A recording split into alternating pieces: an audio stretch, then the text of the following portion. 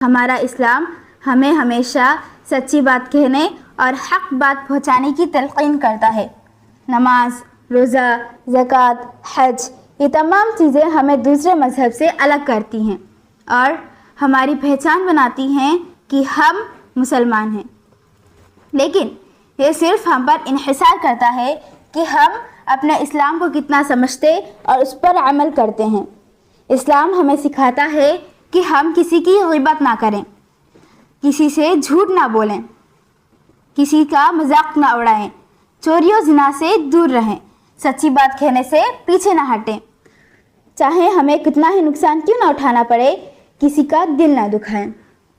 انسان کو جب اپنے دین کے بارے میں پتہ نہیں ہوتا ہے تو اسے جاننے کے لیے علم حاصل کرتا ہے، تاکہ وہ ہر اچھے برے کی تمیز کر سکے اور یہ جان سکے کہ اس کے لیے کیا صحیح ہے اور کیا غلط ہے۔ جب علم نہیں ہوتا تو اسے حاصل کرنے کی کوشش کرتا ہے تاکہ اس پر عمل بھی کر سکے، لیکن نہایت شرم کی بات یہ ہے کہ جب وہی شخص علم حاصل کر لیتا ہے تو اس پر عمل کرنے سے قاصر ہو جاتا ہے۔ کیوں؟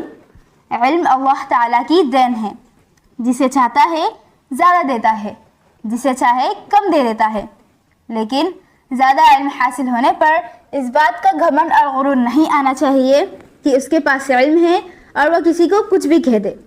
علم حاصل کرنا بڑی بات نہیں، اس پر عمل کرنا بڑی بات ہے۔